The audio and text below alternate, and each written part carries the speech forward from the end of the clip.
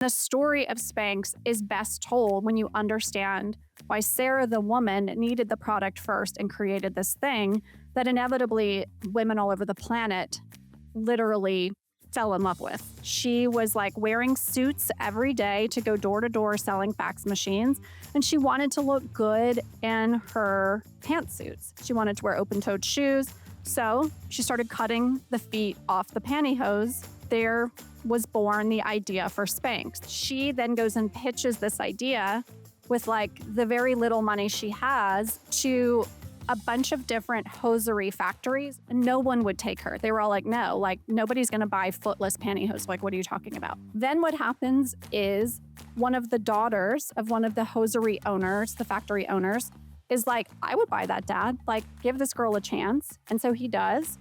And then Spanx becomes, of course, it takes a little time, but Spanx becomes Spanx.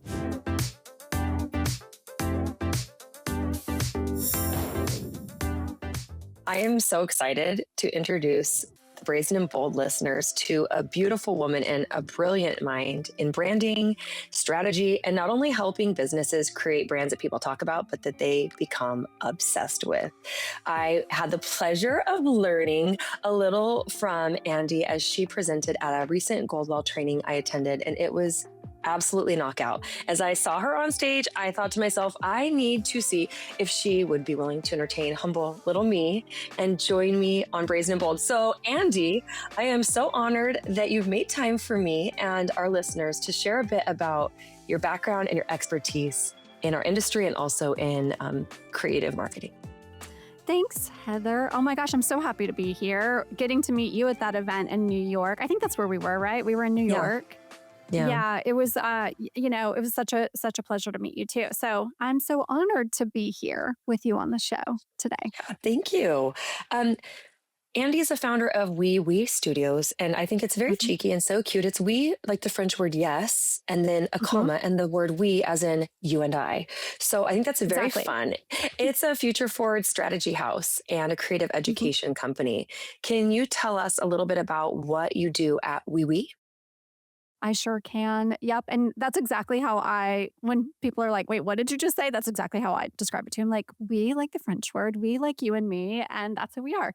Yeah. Oh, I'm so happy. Good. I got that right. Yeah, you got it very right. That's exactly right. So what we do at Oui We Studio is it's like a marketing agency, except for the fact that we are so anti-copy paste marketing that we don't even call ourselves a marketing agency because we want you to think about branding and marketing in a really different way. So our focus is on building cult brands, the brands that people come into and experience, businesses that people come into and experience, and they love what happens there so much that they are like truly an immediate loyalist and have to tell all of their friends because it's just like the best thing ever. That's the type of marketing we want to create around a brand. And so much of that comes from helping you also to develop the experience, the language of how you talk about your brand, the story you tell about why your brand exists. So when we have clients come in and they're like, I'm looking for help with like my website and social, we're like, that's cool. But have you thought about what it would look like to actually create obsession around your brand, and that there's more to that than a website and social? So that's ultimately what we do is we work on brand strategy with beauty is very much one of our customers with beauty and fashion. We also have some tech companies we work with. We have fitness and wellness companies we work with. And we do everything from helping you with that initial messaging, with those initial visuals, your vibe, your storytelling, et cetera, all the way to really helping you with your content plans and all of those things that really get your story out into the world. Yeah, which frankly, a lot of times the people who are most genius at whatever it is they're producing, creating, or sharing with people, that's the part that kind of gets us stumped, right? Creatives are their own breed to work with, and entrepreneurs in general. I loved the story that you shared about how you started in the industry without a background in hair necessarily, but Hmm. working in the music industry, Hmm. and how you got recruited, so to speak, at a very young age to manage a salon and lead a team. Tell our Uh-huh. listeners a little bit about that, because I've got to say, we interview people, and I have listeners that have nothing to do with the hair industry. I love to reach business people and people who want to look at things a different direction. And I like to interview smart and interesting people. So thanks for being one of them. Yeah. Um, that being said, though, yes, we speak to a lot of salon owners, but your background Hmm. isn't in necessarily, you don't have a salon background per se, and then you got just kind of boop, just Yes. planted into one. I've So tell us about how that happened. How did this happen to you? totally. Yeah. How this happened to me, how I found my way into the world of salon and spa and beauty. Okay, so I'll give you like a very quick backstory before we even get to my music life. So I was a kid who fully thought that like my dream was to work for Vogue magazine. It was like living in like a southern suburb. My mom got Vogue magazine. I thought it was the coolest thing ever. And at the same time, I also was like, New York is really far away. Like, I could never make it to New York City. It's so far away from like my little life and my like little suburban town. So I had this big dream of working in fashion. And the other thing I loved, in addition to fashion, was music. So I was like, well, there are jobs and where I live as I was getting older and like going to college and like starting to get ready to graduate. I was like, I could get a job. I could actually get a job in music. I could work for a venue. I could work for a radio station. Like, there's things I could do. So my senior year of college, I started interning for an amphitheater company. Um, they hosted like massive shows like Ozfest and like Shania Twain and like Christina Aguilera and things like that. Oh, So wow. I got this really cool internship, and then I got a position as soon as I graduated as an assistant publicist for the venue. Got to do some really cool things in that role. And at the same time, I was also all of a sudden, the music lover in me was like kind of sad because I was like, I don't get to like actually enjoy the music anymore. I'm constantly working on Mhm. music. So was like, what else could there be out there for me? I hadn't really like I didn't really have a plan. I was like 22. It was just like I love music, but I don't know if this is now the long-term story. And I still really would love to work in fashion, maybe also beauty could be interesting. So I end up meeting a salon owner literally at a cocktail bar. And I'm like telling him this story of like, I work in music, but I love fashion and like beauty would be cool. And, like, he's like, well, like, what's the day like for you working at the amphitheater? I was like, oh, like last week I was on Ozzy Osbourne's tour bus coordinating an interview for MTV. Like I literally work with crazy artists all day long. And I'm also quite good at marketing. This is way before the era of like Instagram and social media, So I was like, I know how to get like interest on the amphitheater. I do like these fun like radio station activations. So I like know how to do those things. And I work with crazy artists all day. And he was like, I have a job for you. And I was like, okay, what is it? He's like, I am looking for a salon manager right now that understands marketing in some capacity, but also can just really speak the language of crazy artists. Are you interested? And I, at my 22-year-old brain was like, hey, it sounds cool. Like working in a salon would be really fun. I love when I go to a salon and see all these cool hairdressers like doing cool things. So I said yes. And I spent the next 2 years running a 15-chair salon at 22 and like finding my way into all the things that it takes to really be a great advocate for the hairdresser and the client and grow a salon company. And that's how I got started in the beauty industry. Oh, that's magnificent. Yeah, thank you. I mean, you also lead you lead other creatives and entrepreneurs in certain courses, and helping, like you said, to understand how to really make an obsession worthy brand. I'm sure so many people think, when they think of branding, it's like colors, website, logo, Hmm. name, you know, and that's, as you've mentioned, just such the tip of the iceberg. It's just barely scratching the Yeah. surface. How do you provoke an entrepreneur or a business owner into the process of really understanding what it takes to create an obsession worthy brand? Yeah, it's such a good question. And you're so right that, like, the thing that people think about first when they think about branding is like, what's our colors? What's our fonts? What's Oh, our logo going to be? To be honest, like, if a small business owner came to me tomorrow and was like, we have only $1,000 to start working on building our brand for our small Mhm. business.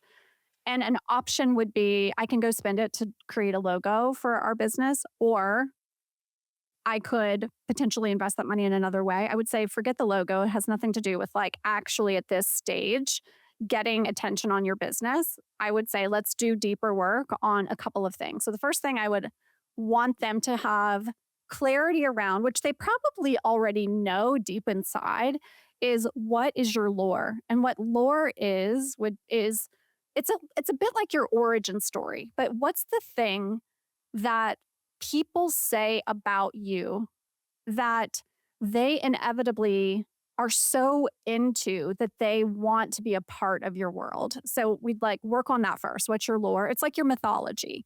And you kind of have to think about lore and mythology as like it has to be a great story.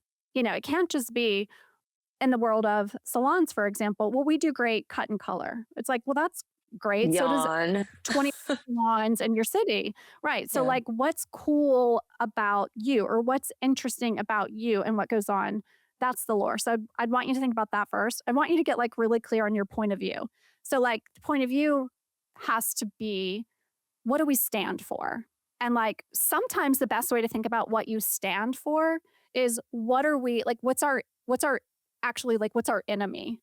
So, like, in the world of a salon, what you stand for might be expensive luxury hair that's actually easy to maintain. So, like, that's Yeah. a clear message of like what our point of view is. And so the enemy of that would be 8-hour appointments to get your hair done to feel like $1 million. So like how do you do that for your clients, for example?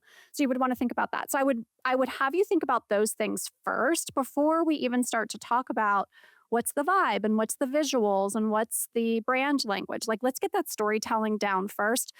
And one of the things that typically will help you with that is really understanding who your dream customer or client is.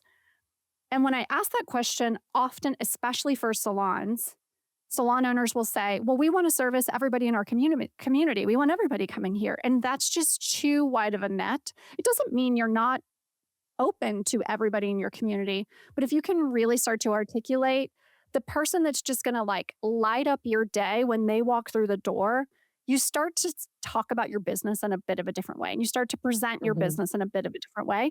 So those are the things I would think about first before even starting to get into what's the logo, what's the colors, what's all the things that are inevitably going to go on like the sign on the door. Absolutely. I like that. And I think that the concept of lore, and then the other thing you mentioned, please repeat it for The us. POV, the The point of point of view. view. Yeah. So your lore and your Yeah. point of view. And I think you took our group through a little miniature workshop. And I can't Yeah. remember who spoke, and we'll leave them anonymous because I don't have their permission to share their story. But they raised their hand, they're like, okay, so I'm really great at blah, and they kind of did a similar, like very generic thing. And I loved it because Yeah. their friend from across the room, another colleague who's worked with them on the national team as an artist, raised their hand, they're like, you would give anybody the shirt off their back. You come from, and like they just Yeah. went straight to like they like took this like surface level fluff. To me, it's like we do good hair. It's so Yeah. generic. We It's so want to generic. help you feel good Yes. about yourself. No crap. Like, don't we Yeah. all?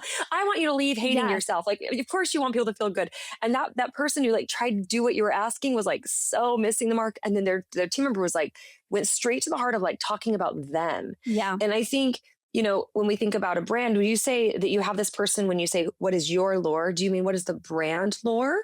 Or do you mean what is the lore of Andi? Like, what do you guide them to Yeah. dig into there?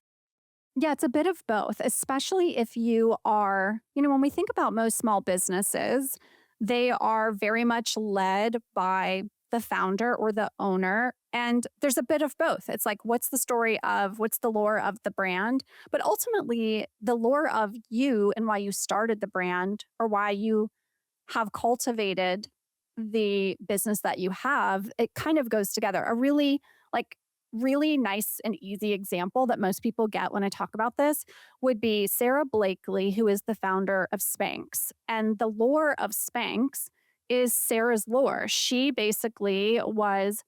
was a fax machine saleswoman. That's the story of Sarah. She was like wearing suits every day to go door to door selling fax machines. And she wanted to look good in her pantsuits. So, what was she doing? She was wearing her hose under her pantsuits. Well, she also lived in Atlanta. It's a hot climate. She wanted to wear open toed shoes. So, she started cutting the feet off the pantyhose. There was born the idea for Spanx, that it's like this like smoothing effect of the pantyhose, but that doesn't have a foot, so you can wear it under your pants. So there's Sarah making this product.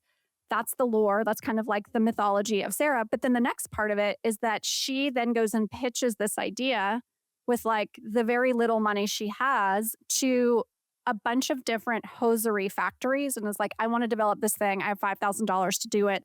And no one would take her. They were all like, no, like nobody's going to buy footless pantyhose. Like, what are you talking about? Then what happens is one of the daughters of one of the hosiery owners, the factory owners, is like, I would buy that, Dad. Like, it's actually exactly what I would like want when I'm wearing like a dress to a wedding or like, so the daughter's like, give this girl a chance. And so he does. And then Spanx becomes, of course, it takes a little time, but Spanx becomes Spanx. And the story of Spanx is best told when you understand why Sarah, the woman, needed the product first and created this thing that inevitably women all over the planet literally fell in love with. I think that is a prime example because you're demonstrating how like emotion and storytelling, they start to congregate around. And I think what I know of Sarah Blakely, which is very little, but I know she does a ton for her team. She's incredibly generous with her employees and you know, the stakeholders in her business. Right. And that's like just a little thing. And I don't know where I heard it. I'm not on social media a lot, but I'm sure somewhere, somehow they did a really good job at demonstrating how she creates community and how not only does she help people feel beautiful, but she's created a product people need. And if she was some stuffy, dude in a corner office, this would be a way less interesting story. It'd be way less, way less community building. But I mean, all of us, I would say, all of the people I know who have a soul are really excited to see this like scrappy girl who has this need, fill a niche and go to town and take over the world and blow everybody's mind and become this bazillionaire. I like that story so much more than just it's a great story. These smooth out and make your tummy nice and slim when you're wearing a dress at a wedding. Yeah. Right. So that is a perfect exemplification of lore. Yeah. Thank you for pointing that out to us. What is one mistake you see people make when they're trying to develop this community or this buzz around their own brands?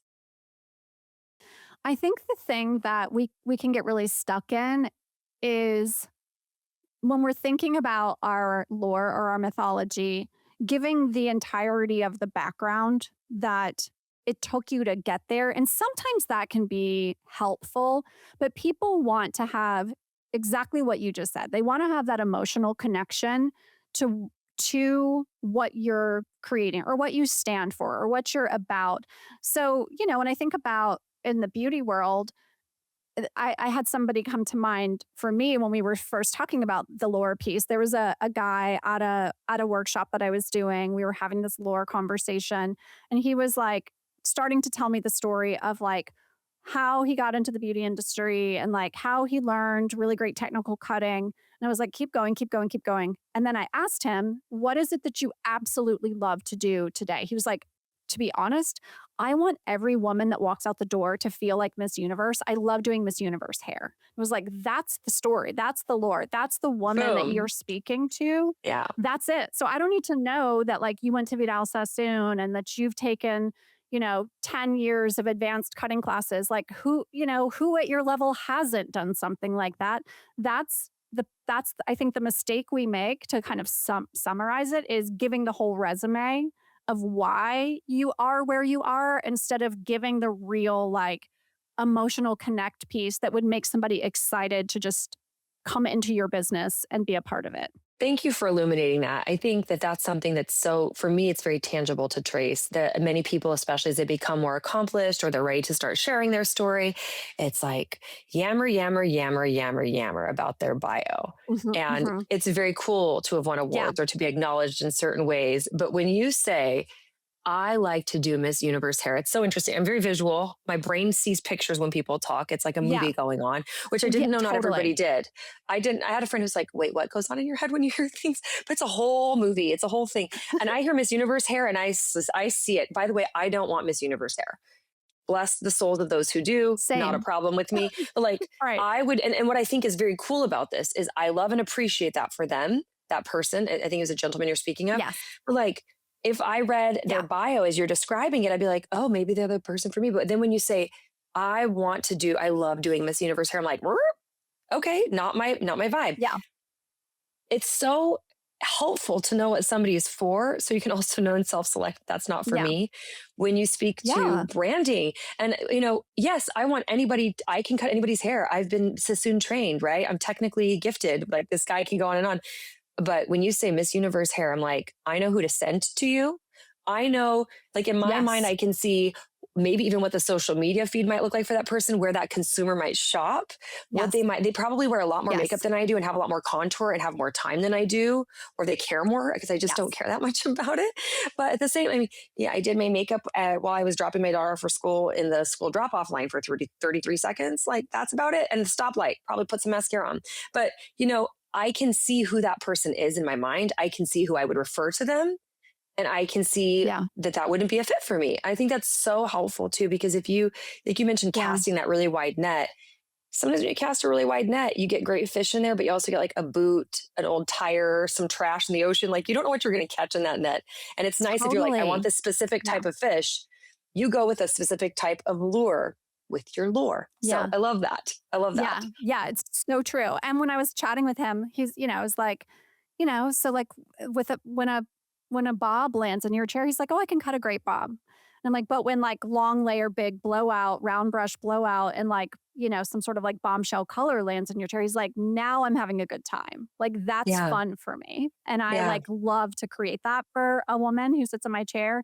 And he's like, sure, I'm happy to do the bob.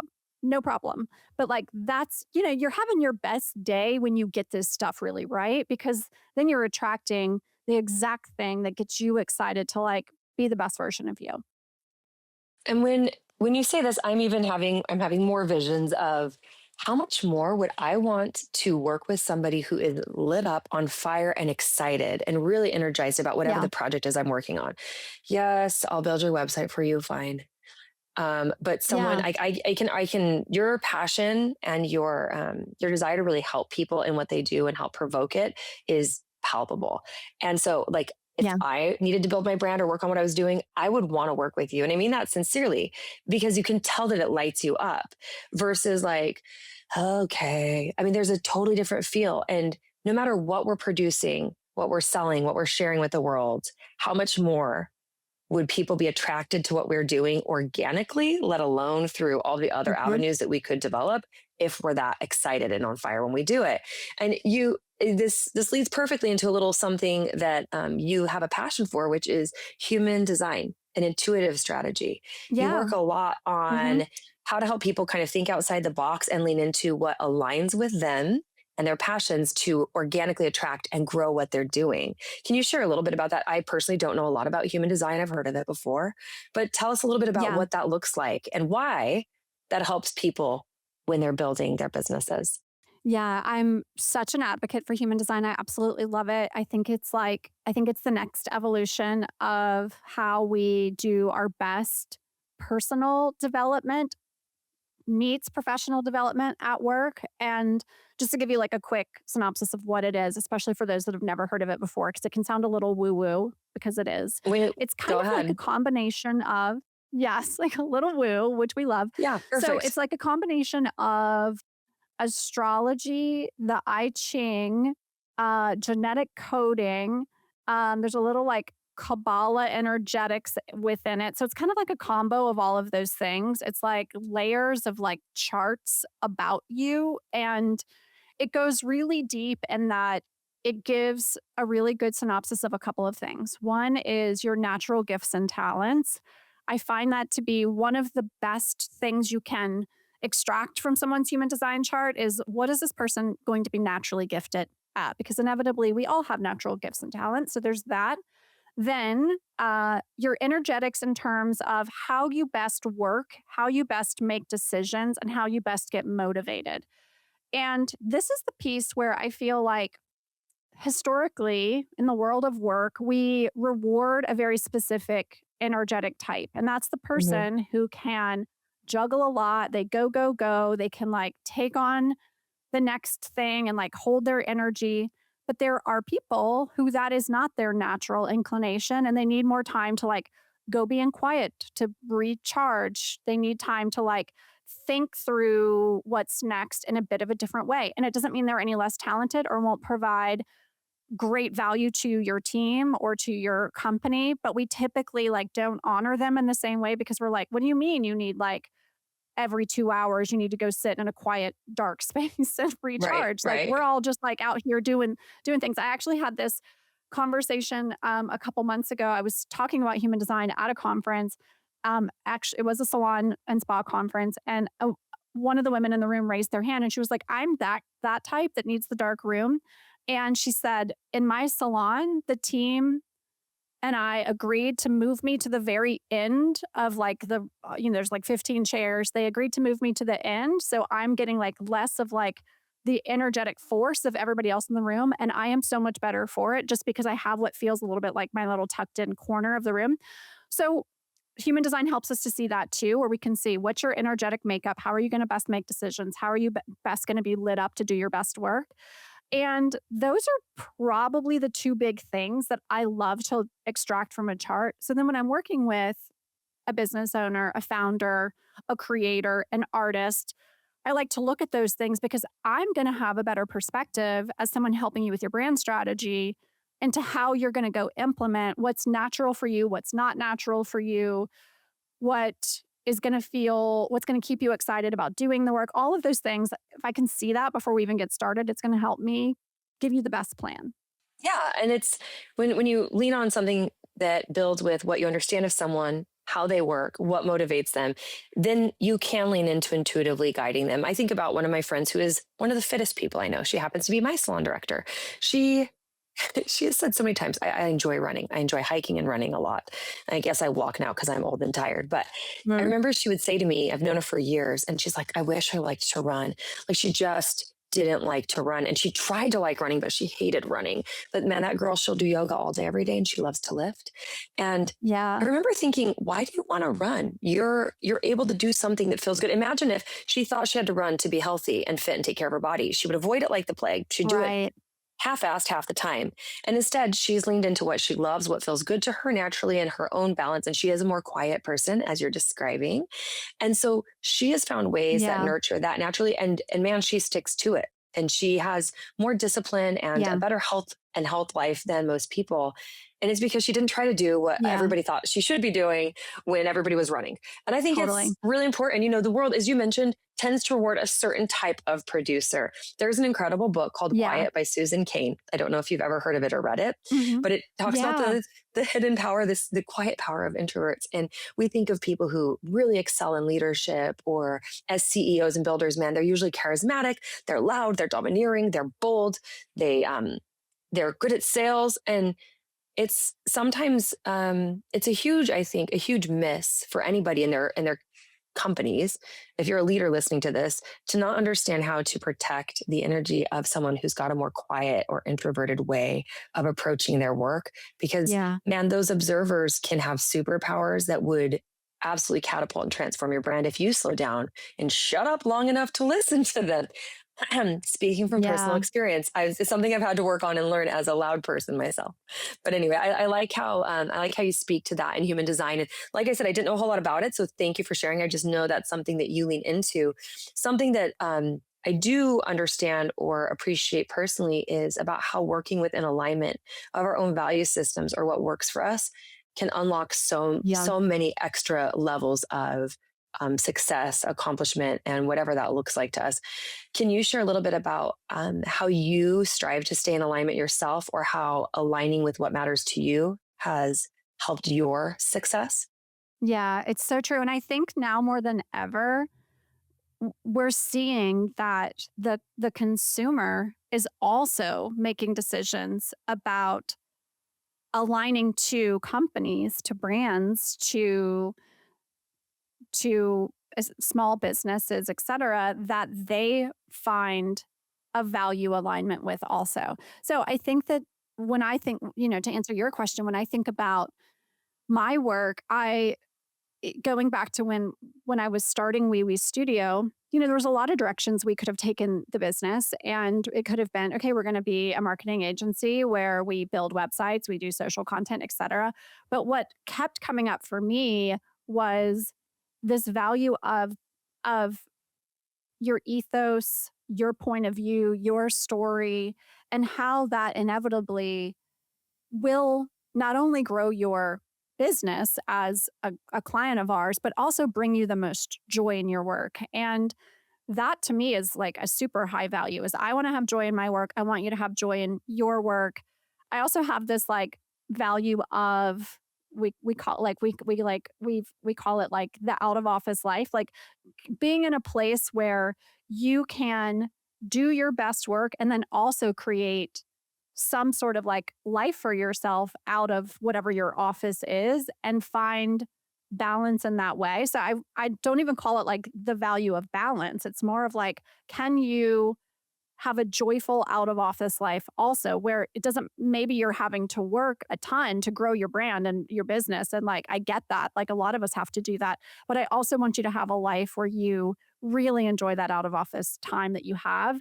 So those are things that I'm constantly practicing in my own business because I want to attract clients that also feel that way. And I've had many clients that come in and they're like, I love your out of office ethos. And I'm like, it doesn't mean I'm not working. It just means I'm going to find a way to like live a full life as a woman who has two companies. I'm still going to find that time to spend with my family, my husband, get out in nature, because that's all important to me too.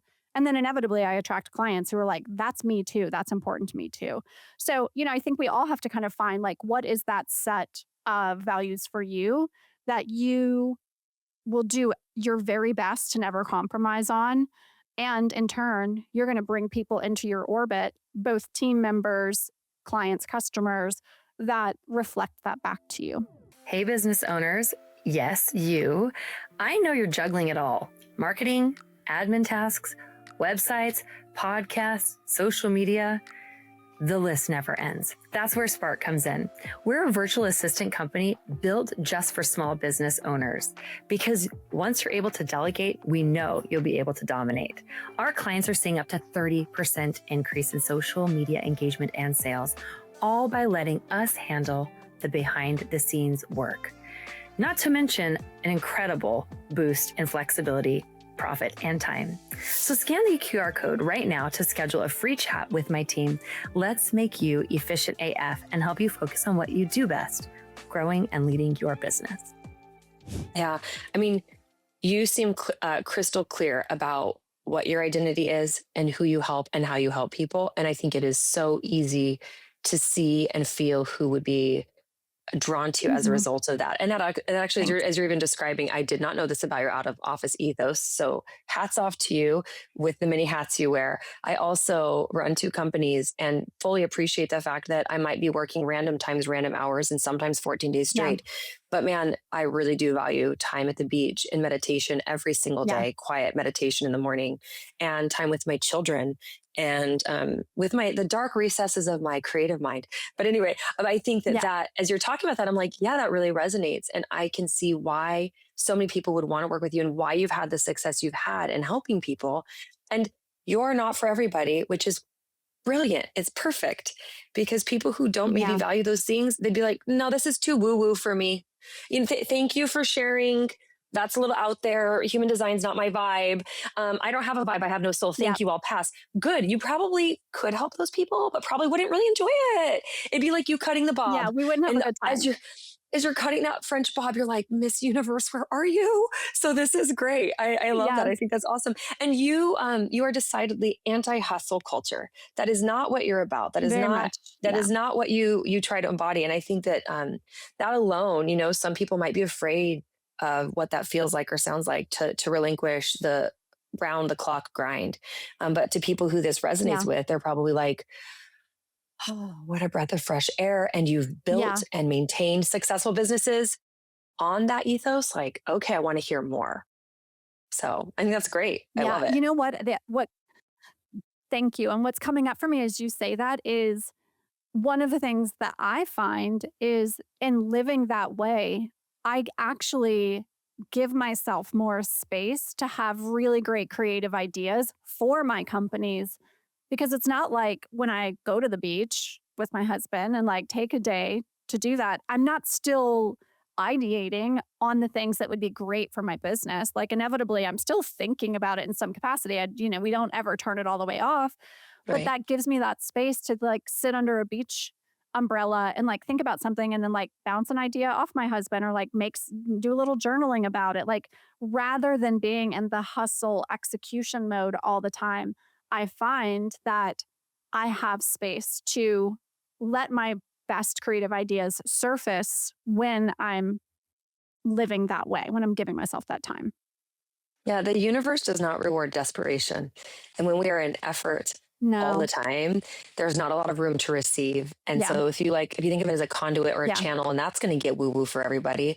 But if you think of it in those terms, if you're always in force or in motion, you're not in that like flow. And that actually winds up blocking progress, energy, not only ideas, but I mean, also gives us heart attacks when we're 55 and, stress related Right. diseases. If we're being honest, like think big picture, it does that to you. But think about all the creative flow that we could be embracing if we were having a little bit more of that idea of out of office that you talk about. Can you share Yeah. with us if there's one small or maybe a handful of small shifts that someone listening today could start working with, like how they could start working with their energy and with their human design rather than against it?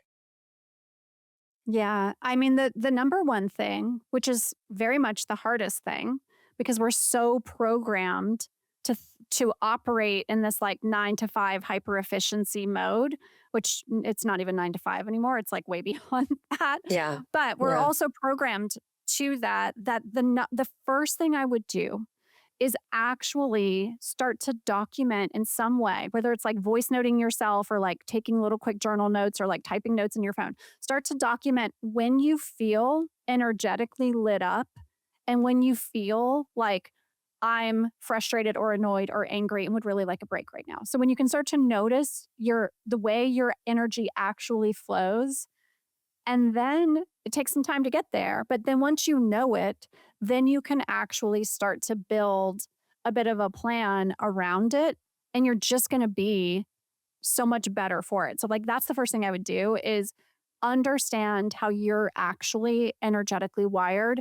And when you're pushing through things that don't feel good, you'll know like that's actually not it. And then do whatever you can to let that go and get into a plan that actually honors energetically what feels best for you. I mean, I'm just going to like pause for everybody listening. I'm going to slow clap. I'm going to hallelujah. I'm going to put the hands in the air.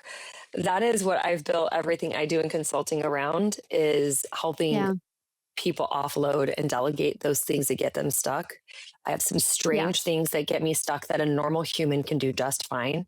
I mean, I Yeah. might be able to lead 70 creative people in work and I can't return things from Amazon. Like it's the most Yeah. embarrassing, weirdest thing. Post office. I don't want to go to the post office. I'm not even afraid of people. I'll go speak on a stage and present in front of 300 people that are more important than me. In fact, I'm going to be doing this in a few days. I can go do that before I can go to the post office. And it's so like, it's Yeah. such a ridiculous thing. So I bring up that example because I know how much I hate doing that one little thing that I will hire Yeah. somebody and I'll pay them too much money to go to the post office to buy stamps. It's so embarrassing. You can buy stamps at the Yeah. grocery But store. I we know, all have folks. that I stuff. know. But this is my example of like this something, and in our own work, there's something in most of our work where it's like, Mm-hmm. it's I do everything else, and then it's like like people when it comes to cleaning their house.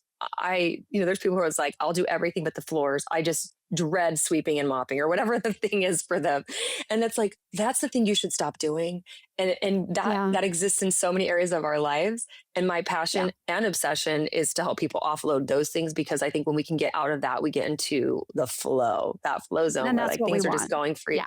Yeah, I love that. And I've heard people kind of coach to whatever your weaknesses are, like get a coach, get stronger at that. It would be like my friend who loves yoga going and taking running, getting running coaching. Yeah. What she should do is go do more yoga. Like forget running entirely that it ever existed. So anyway, I love that. That's a great, great piece of advice for someone listening right now, to just start taking note, keeping track, however it works for you and your brain. And when you realize you're kind of dreading a task or where you're lighting up, well, the things you dread do less of, and the things that light you up do more of. I mean, that sounds so easy, but man, if all of us just took even the next week or two to do that and start jotting down, I think we'd find quickly, like, I need to hire someone, or let's have my manager do this instead of me. So I love that. Thank you. Yeah. Listen, the concept of future-proofing your brand is something that you help people work with. And I think right now, especially with such intense and rapidly changing innovations in everything about business and consumer behavior, it's a really hard thing to wrap my mind around what exactly it looks like to future-proof your brand. When you spoke at the Goldwell event that I attended, you spoke predominantly about AI. And interestingly enough, I thought that's why I wanted to have you on, but you're too interesting. Maybe we need 3 episodes. But the AI component, as you spoke, I saw everybody in the room taking furious notes, and you were blowing everyone's mind. And I thought, at the time of this recording, whatever she tells us, is my disclaimer with my little asterisk, will be outdated. Like when it comes to technology and AI and innovations, it feels like future-proofing is impossible. So with that big conundrum, how do you help people future-proof? Yeah, it's so true. Like the rapid pace of which the technology is moving is wild. I think, like, to give some context to that, it took ChatGPT less than 3 months to get to 1 million users. There has not been another technology launch or technology product launch that has really ever done that. So, like, another example might be TikTok, for example, or like a WhatsApp.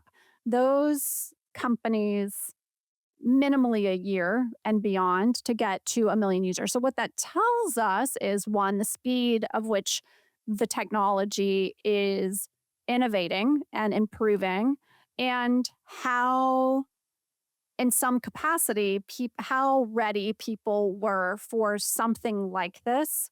Now, I say all of that and also have personally the same ethical questions that a lot of people have around AI. And I think when you have a technology like this, you have to, more than ever, really check in with your own ethics and decide which parts of it feel okay to you and which parts don't. So, as someone whose love language is the artist, I am very mindful that there are things that AI is doing that is, like, not beneficial to artists. And at the same time, I think artists need to understand what parts of that technology can benefit them so that they can do more of their art, more of the thing that, on the greater sense of, like, humanity, we need more of. We need more of your humanness and your artistry. So in saying all of that, when I think about future proofing a business, the thing I typically want you to look at is, what's costing you the most time and money? Where do you not have the resources that you wish you had to take your business to the next level? In the salon world, 70% of salons report that they are feeling a loss of relevance, which is interesting. They're feeling like our company is no longer as relevant as it used to be. So when we think about those types of things, what I would then guide you to is, what technologies can help you to reclaim the money, the time, the resource that you need to regain your relevance, to be where you need to be. And, like, a small analogy might be, in the salon world, when we went from paper books to being able to book on a computer. That was, I remember working the front desk of the salon when I was 22, and we went from a paper book to booking on the computer. You are not that old, by the way. Everyone was like, "Oh my God!" But seriously, I remember hold on. Just let's see if we can myself a little bit. Yeah. Like, let's see if she can get you in. swipe, swipe, swipe. And it was like, oh my Yes. gosh. And we remember that. No one younger than 30 would even believe that Yeah. was real. That was even a thing. And then like Yeah. when those of us that were like, working the front desk were like, can we just keep a paper book just in case? Like Yep. just in case. Yeah. So like we've been in every industry. There's things like that you went from, we did it this way, and now this way is significantly more efficient and supports us with um, bringing something to us that we really need. So those are the things I would think about. So when I think about the ways that most small businesses can use AI technology, most of us are just kind of using AI, by the way, as like glorified Google. That's kind of what most people are doing at this point. Yeah. Like, like supercharged Google. There's so much more you can do. And especially like when we talk about like that in a week from now, a month from now, there's going to be things that like we couldn't have even talked about on this podcast because that's how fast it's moving. But if you Right. can start to think about, okay, what would be helpful to me? Well, what might be helpful to me is if my salon could rank number one on a Google search, because so many Right. people are searching on Google or Instagram or Google Near Me or Apple Maps for their next, highlight service. If you could rank at the top of the list, would you do what it takes to do that? Well, the answer, of course, would be yes. And the old way would be, okay, well, now you're going to have to hire an SEO specialist. It's going to cost a lot of money. You're going to have to do some blogging. This is going to be a long game. Today, with AI technology, tomorrow I could sit down with you and in 30 minutes, we could have an SEO keyword list that we could get into your website, that we could get onto your social content. And like the day after that, you could be ranking number one on searches. Like that would probably make a big difference in a lot of people's businesses, which then will help you to future proof your business when it comes to attracting new clients, for example. So those are the things I would be thinking about is what do I ultimately need to be the most relevant in my industry, and what tools can I bring in to help me to accomplish that? I really appreciate that. And I especially like how you featured and spotlighted the concern around ethics and making sure that we have clarity around our own ethics when and if engaging with any form of technology, frankly, with anything, but I think especially now with that. So thank you for calling that out. And I think that this helps listeners and business owners really understand and appreciate how they can be thinking about AI while still staying authentic in their brand or as themselves. This is not asking, AI to write your newsletter per se, or to become your new, forward facing image, as much as how can I automate something? How can I utilize this tool, looking at it as a tool to push me into visibility on SEO, or how can I utilize this to understand what people are searching so I can add that relevance to my my content calendar and so forth. So I think that that's really helpful, because I know in working with so many artists and creatives and mainly salon owners, people tend to get overwhelmed. They tend to get a little bit stumped, and it can make them just stick to using AI as a glorified Google versus how to be strategic in it.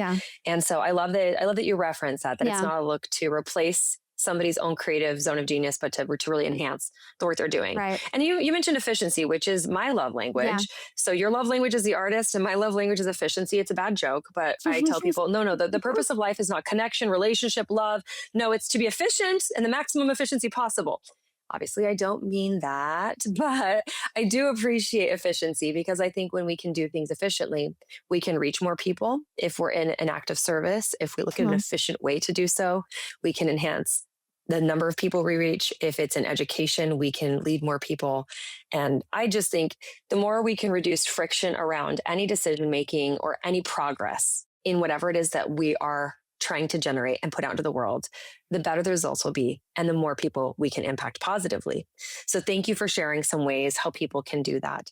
How would you recommend, as you're talking about the speed with which technology is changing and innovating, like somebody listening to this, we're recording in April of 2026, and we launch pretty quickly. This show will be out within a week or two of recording, but someone listening to this, even in the fall of 2026, will be like, oh my gosh, that was so cute. That was so 6 months ago. Like thinking of something that was going to blow our minds now will be kind of old news by then. How do you recommend people stay adaptable and forward thinking without feeling like they need to reinvent themselves every 2 months to do so? Because that can be very overwhelming. Yeah, and there's so many options, and it's only going to continue to be like that. So I think like what I find works best for me and what I recommend to the business owners that I work with is like pick a couple of trusted resources that you really are willing to look to as the guide. So like, whether that's like a podcaster you like, a newsletter. I get like, maybe 3 or 4 AI newsletters. I honestly can't even tell you the names of them, but they land in my inbox and I absolutely read them because I know that they're going to give me an update of what's happening. And then I can make my own decision about like, based on what I need in my business, do any of the things that they're talking about seem like something I want to check out? Like, does it seem like something that's Mhm. going to be supportive to me? For example, as we're recording right now, in the past 6 months, I've really pivoted from being a chat GPT user to a Claude user. In the world of design, I'm very much a Canva girl. I love Canva. And Yep. just this past week, Claude launched Claude Design. It's a beta Hmm. AI design service within Claude that's being projected to be able to mirror what your Canva can do for your like pitch decks and your carousels and your in-store signage, etc. So while I may not make the decision to leave Canva and go to Claude to do that, I do want to know what it's going to look like, and I want to know like what's available. At the same time, within the last couple of weeks, Claude and Canva together there's a connector that you can set up in your Claude to Canva where you can, for example, build out a carousel inside of Claude and then connect your Canva template from a previous post maybe you did. And Claude Hmm. will then go use that template and design it for you. So, like, those things are happening. And would that save me time? Would I be like interested in that? Absolutely. I want to check out how that works and like be aware of that. And that's the type of stuff if I see come through a newsletter or a podcast, etc. I'm going to be like, yeah, I'm interested. Let me go spend a little time with that. So that's typically like what I recommend is like find your trusted source, decide what actually would make a difference in your daily workflow. Like, what are you doing today that if you leveraged that time would be helpful to you? And then try those tools out. Spend a little time with those tools you if you can to like really get to that place of efficiency. Cool. And this is not about reinventing your personality or jumping on every bandwagon just because someone's Yeah, doing it. Now, there are the tech junkies and they're out there even in the hair right. industry. They're the early adapters. They want to try everything, but maybe even just putting your finger on the pulse and figuring out what's coming up, what might pertain to your business, Yeah, what you're what's doing, coming? what you're creating. And then maybe you'll integrate it, maybe you won't, but at least understanding what it is. I think that that's great. And that feels very, to me, it feels very digestible. Like, okay, I don't need to think that I've got Yeah. to now switch over fully but I can be aware that it's here and understanding it. And I think a lot of people are intimidated by innovation and change, no matter in what form it comes. But I think especially as it becomes more and more apparent that generative AI and AI are doing so many of the tasks that humans have been doing forever, um, man, people are clutching their pearls, and I don't blame them. What about the jobs, Andy? But what about the artists? And I think about people who used to work in fields, and that was a predominant way in the agrarian society. People were in agriculture, and this was only a few hundred years ago. And then machines started doing, plowing multiple fields at a time and harvesting and reaping. And all of a sudden, those jobs went away for anybody who was working in a field. And think about that shift. People were probably like, no, no, no, don't be bringing that machine to my town. Well, now we have people who work on those machines, who innovate those machines, who now are able to mass produce fabrics as a result of those machines. So there's other jobs, and then they shift. And that's something that I often think of, especially as a doer, a maker, and an artist. It can feel to many of us Hmm. very threatening. And in my opinion, which may be an unpopular opinion, try as you may to keep the tsunami from coming ashore with your bare hands, it's going to take over. So Yeah. instead of being afraid, thinking about how can I partner with this thing? How can I engage in it ethically? How can I be mindful of Yeah. how I'm implementing it? And adapt or not, like some people don't have online booking turned on to this day. How they Yeah. even survive, I don't know. But like, you I don't know. have to do I it. know. You don't have to do it. You can say no. This is where I hold out. I have one or two people that I've known in my life, and I mean, I'm 42. I turned 43 this year. But people that didn't have a cell phone that I knew personally within the last 5 years are like, I refuse to be reachable when I am on the road. And I'm thinking, wow. But do your thing. Do you? Mhm. But know what's there, know how it's affecting the things around you, and just stay informed. And rather than being afraid, Yeah. I think that this conversation alone feels empowering and digestible versus like, and robots might be cutting hair in a few years. Listen, I'm not, I know it sounds like some people roll their eyes. Like the Jetsons was the most, ridiculous show ever with this robot vacuum maid thing. I have one downstairs. It's named Vac Efron, and it sweeps and mops my house every night at the same time on a timer. So like, that was the most forward thinking weirdo out there thing. And now we have those, and it's not that weird. And we're recording this and I can see your face on a computer that people didn't even know was going to exist 100 years ago. And so rather than being afraid of it, look at what it's been able to do for us, the reach that we can have, and then maybe just saddle up and get close and see if you can get to know each other. See if you can get to know a little bit about AI. I love that you mentioned the newsletters that you subscribe to. If you're willing to look it up and share, I'll put it in the show notes or put something on there. Just because I think if you have a resource that you think might be, or if you have a newsletter that people can go to that might help people decode and demystify some of these things that feel overwhelming. Because I know that that's really what you do. That's why people hire an expert like you and engage someone like you in your team, which I think is awesome.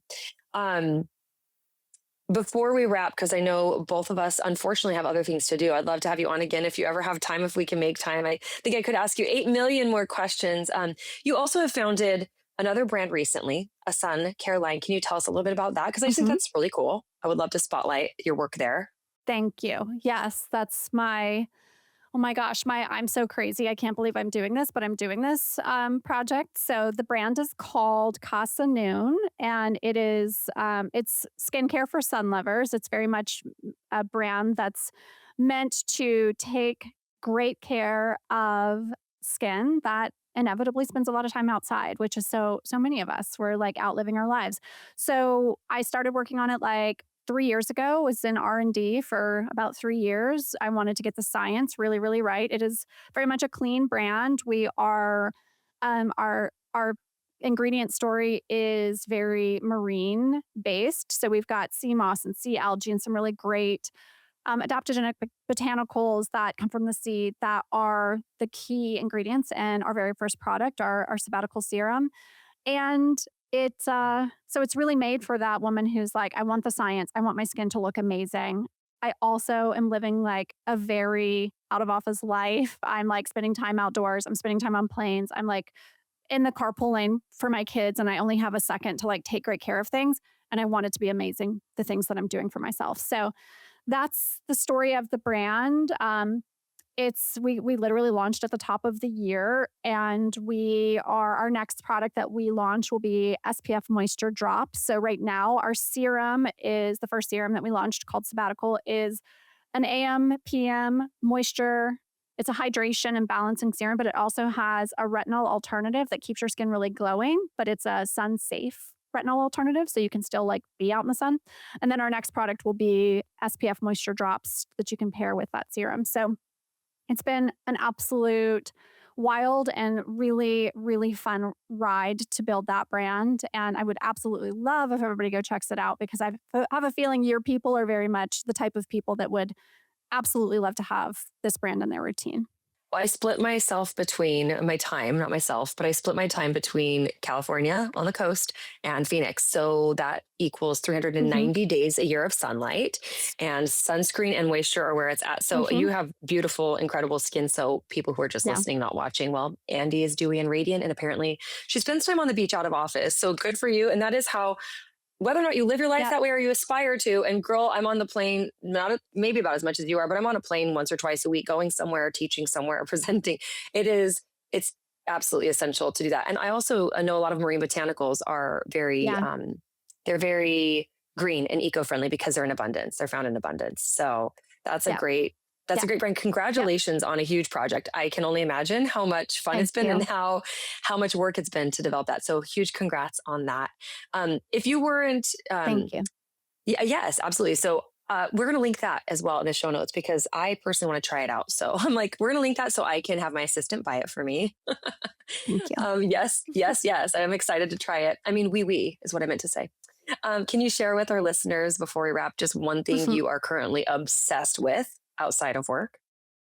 Something I'm obsessed with outside of work. Okay. I'll give you like, I'll give you something that like probably no one would really guess about me. I am I am motorsports obsessed. I love F1. So like I know all the F1 lore for every single driver forever, way beyond the TV show Drive to Survive, like way before that started. So that's something I'm obsessed with, like big motorsports lover. That's one of the things I do with my out of office time is I like go to races. So that's like not something people would typically guess about me. Totally So shocked that's something I'm personally. obsessed with right now. Yeah. And my husband, who is he's a musician, he's really into it too. So it's like really fun for us because it's like that's a thing we love. I'm honestly like a massive sports fan. I love Dodgers baseball. Like I think still, even after my husband and I have been together for 12 years, like I will say things about a sport that he's like, how the hell do you know that? And I just like my mom was a massive sports fan and I like grew up with a mom who was like sports are the coolest. So that's something that I think people would never guess about me that is very, very much something I'm obsessed with. As a girl who's fashion based and beauty brand obsessed and so forth, and so much of your work has been in that arena. That's a fun little Yeah, tidbit. Also, as a Dodgers fan, what a fun time to be a Dodgers fan, right? I mean, can you stand all the goods that seriously are fun time to be a Dodgers fan.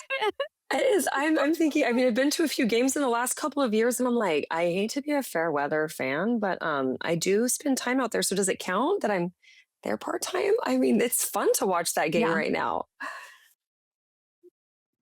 it's so fun. And, you know, I have my brother in law lives in New York. He's a big Yankees fan. So is my sister in law. She grew up in New York. And I'm like, I'm sorry, guys. It's just like I get to have more fun in baseball right now. That's just A how it's lot going to more be. And fun. surely someday it'll turn and the Yankees. Yeah. But it's really fun to be a Dodgers fan right For now. right now, it's West Coast all the way, which I love. You're in the right state. I love that. You've also got an incredible podcast of your own called the Unschool Podcast. In addition to that, I would love it if you could direct our listeners where they could learn more about your work for people who your work calls to them and they're thinking it's time for me to really build an obsession worthy brand and I'm ready to go somewhere or learn more. You've got different channels and ways that people can work with you, including Yeah. a course or a program that launches every other month. So people who maybe aren't quite ready yet, they can keep checking in and jump on the next wave of taking advantage of that. But tell us a little bit more besides the Unschool podcast, where people can find you and how to work with you. Yeah, so the best way to find all the things is at ouiwestudio.com. That's OUIWE studio.com.